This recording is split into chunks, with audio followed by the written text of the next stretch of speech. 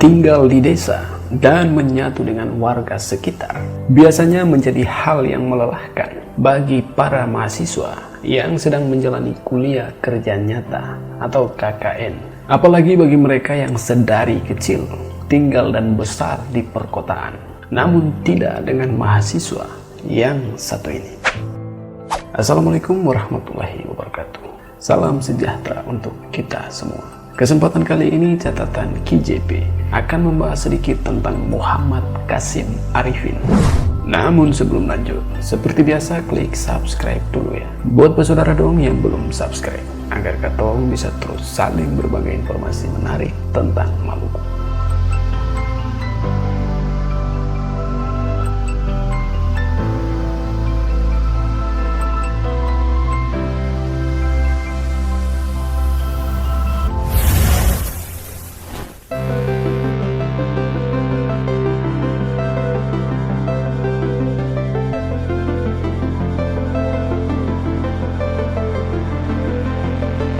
Pada tahun 1964, Muhammad Kasim Arifin hanyalah seorang mahasiswa biasa dari kampus IPB yang mengikuti program pengerahan mahasiswa yang sekarang ini bernama Kuliah Kerja Nyata atau KKN. Di masa itu, mahasiswa harus siap ditempatkan di pelosok negeri. Muhammad Kasim Arifin mendapat lokasi di Waimittal di Pulau Seram, Provinsi Maluku. Ia pun mendatangi daerah terpencil itu sebab didorong hasrat untuk membumikan semua pengetahuannya.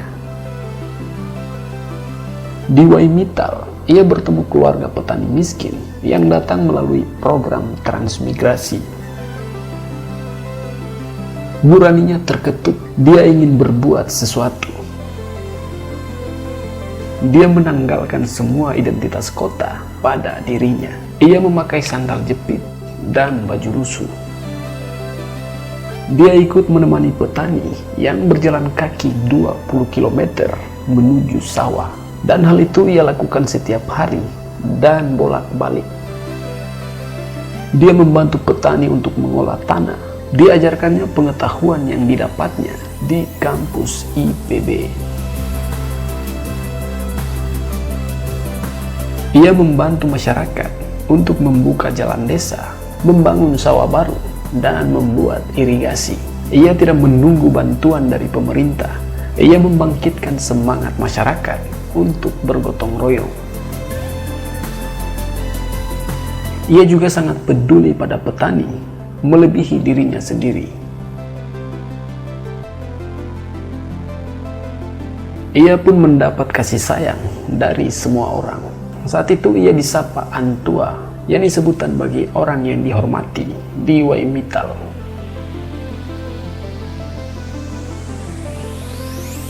Muhammad Kasim Arifin begitu larut untuk membantu masyarakat, sampai-sampai ia lupa pulang. Seharusnya ia di Waimittal hanya 3 bulan saja, tapi dia merasa tugasnya belum selesai. Bahkan saat semua teman-temannya telah pulang, ia tetap menjadi petani. Bahkan semua temannya telah wisuda, dia masih setia di kampung itu. Hingga semua temannya lulus dan menjadi pejabat, ia tetap memilih di kampung itu hingga 15 tahun lamanya.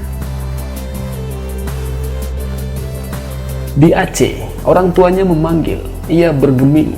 Bahkan rektor IPB, yakni Profesor Andi Hakim Nasution, memanggilnya untuk kembali, tetapi ia masih juga bergeming. Tak kurang akal, rektor IPB lalu mengutus Saleh Widodo, yakni salah seorang teman kuliah Kasim, untuk menjemputnya di sana.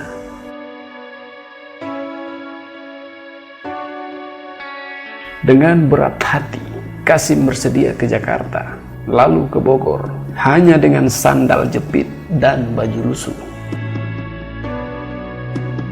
Kampus memanggilnya untuk menyelesaikan studi.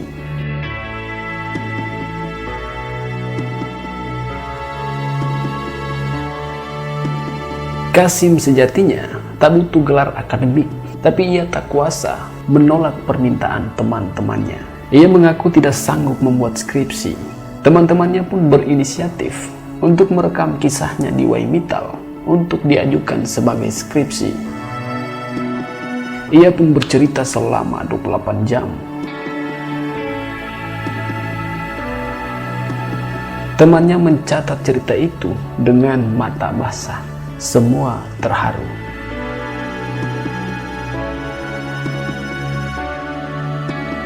Muhammad Kasim Arifin adalah potret manusia yang melampaui dirinya sendiri. Ia bukan seperti kebanyakan orang yang hanya berpikir untuk kuliah, lalu bekerja, mengumpulkan harta, kemudian hidup bahagia.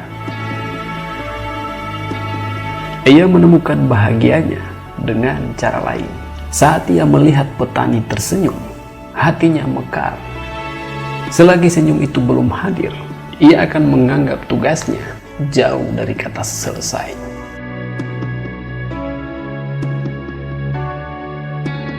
Mulanya ia datang sebagai Kasim, seorang mahasiswa IPB yang penuh pengetahuan.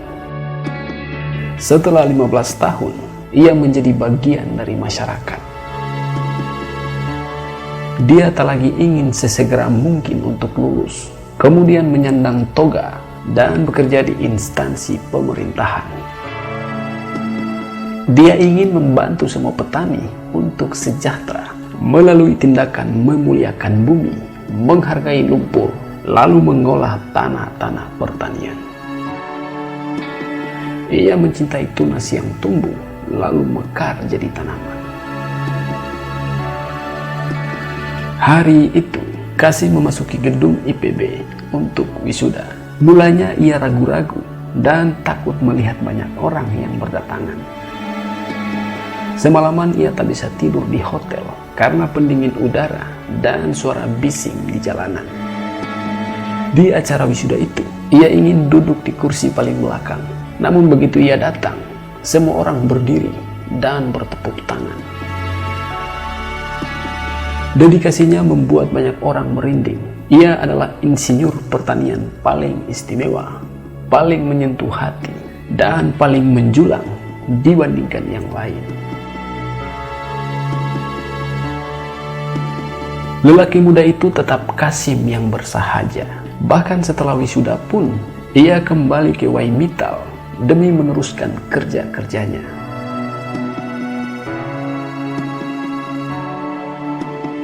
Setelah beberapa waktu, barulah ia menerima pinangan dari Universitas di Aceh untuk menjadi dosen di sana hingga pensiun pada tahun 1994.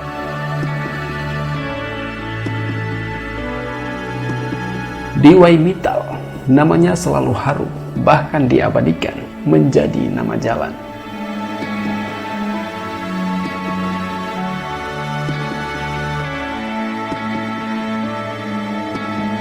Di tahun 1982, Kasim mendapatkan penghargaan Kalpataru dari pemerintah untuk jasa-jasanya membangun masyarakat desa dengan wawasan lingkungan hidup. Kasim yang tidak gila pada penghargaan membuang Kalpataru itu di bawah kursi dan meninggalkannya begitu saja. Hingga akhirnya seseorang mengantarkan Kalpataru itu ke rumahnya. Bahkan penghargaan pun bukan menjadi tujuannya. Ketika ia mendapat tawaran untuk studi banding ke Amerika Serikat, dia menolak. Untuk apa saya harus ke Amerika yang punya tradisi pertanian berbeda dengan di sini?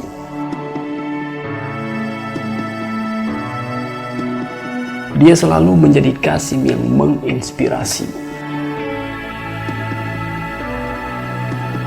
Kisah hidupnya ditulis ke dalam buku berjudul Seorang Lelaki dari Waimitau yang ditulis Hana Rambe di tahun 1983 dan diterbitkan Sinar Harapan. Seusai pensiun, ia tetap di Aceh dan menjadi aktivis lingkungan. Di masa kini, betapa sulitnya menemukan anak muda yang masih idealis seperti dirinya. Pahlawan pertanian ini telah lama meninggal dunia, namun banyak kisah dari hidupnya yang dapat dijadikan pelajaran bagi generasi sekarang. Saat ia diwisuda di tahun 1979, salah seorang rekannya penyair, yakni Taufik Ismail, menulis puisi yang mengharukan tentang dirinya. Salah satu baitnya berbunyi, "Dari pulau itu, dia telah pulang. Dia yang dikabarkan hilang 15 tahun lamanya. Di Waimitau, kasih mencetak harapan. Di kota, kita mencetak keluhan. Aku jadi ingat masa kita di Pelonco 20 tahun lalu. Dan kemarin, di tepi kali Ciliwung, aku berkaca. Kulihat mukaku yang keruh dan leherku yang berdasi. Kuludahi bayanganku di air itu karena rasa maluku. Ketika aku mengingat musim di Waimitau, engkau mencetak harapan. Di kota, kami. Padahal awan yang tergantung di atas Waimitau adalah awan yang tergantung di atas kota juga. Kau kini telah pulang, kami memelukmu."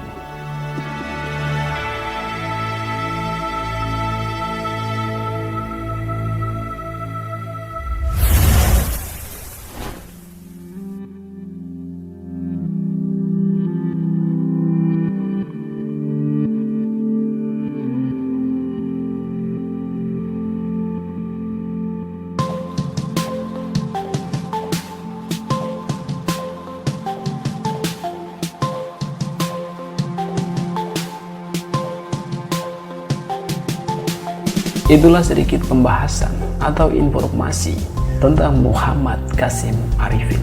Lebih dan kurangnya beta mohon maaf ya, dan semoga tayangan ini bisa bermanfaat. Akhir kata, wassalamualaikum warahmatullahi wabarakatuh. Salam damai.